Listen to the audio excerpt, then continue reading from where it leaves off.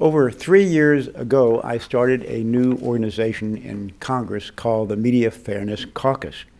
Its purpose is not to censor or condemn, but to urge the media to adhere to the highest standards of their profession and to provide the American people with the facts, balanced stories, and fair coverage of the news.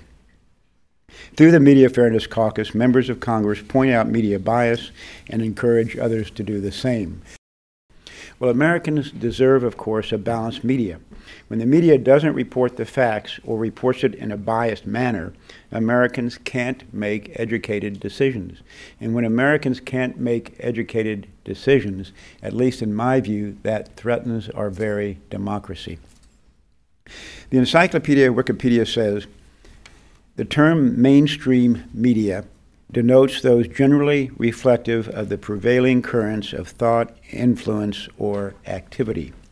But the opinions expressed by the media are neither widespread nor are they accepted by the majority of the American people. To call today's national media mainstream is simply inaccurate. They are better described as the liberal national media. Such progressivism spreads through more media outlets than just the New York Times.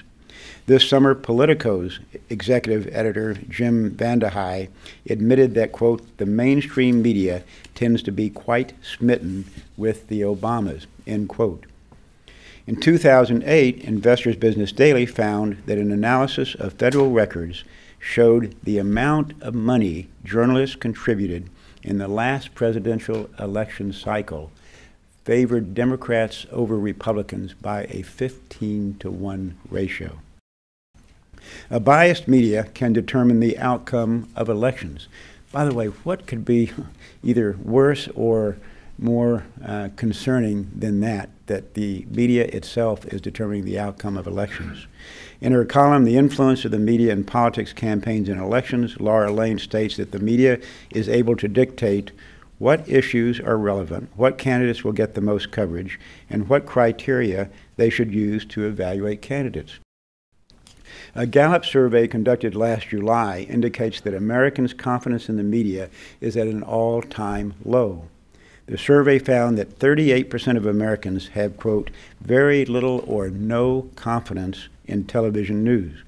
This is the highest percentage found by Gallup since it began to ask that question 20 years ago. The full Judiciary Committee last week, we held a hearing on the subject of the abuses of power of the Obama administration. And we had constitutional experts, we had individuals talking about no other administration has ignored laws like this administration. And quite frankly, the president doesn't have that option. He can't pick and choose which laws to ignore or which laws he's going to obey or which laws he's going to enforce. And the question is this: would the media treat Republicans and Democrats the same way? Last week, for example, we got no national coverage on a full committee hearing talking about the abuses of power of the current administration.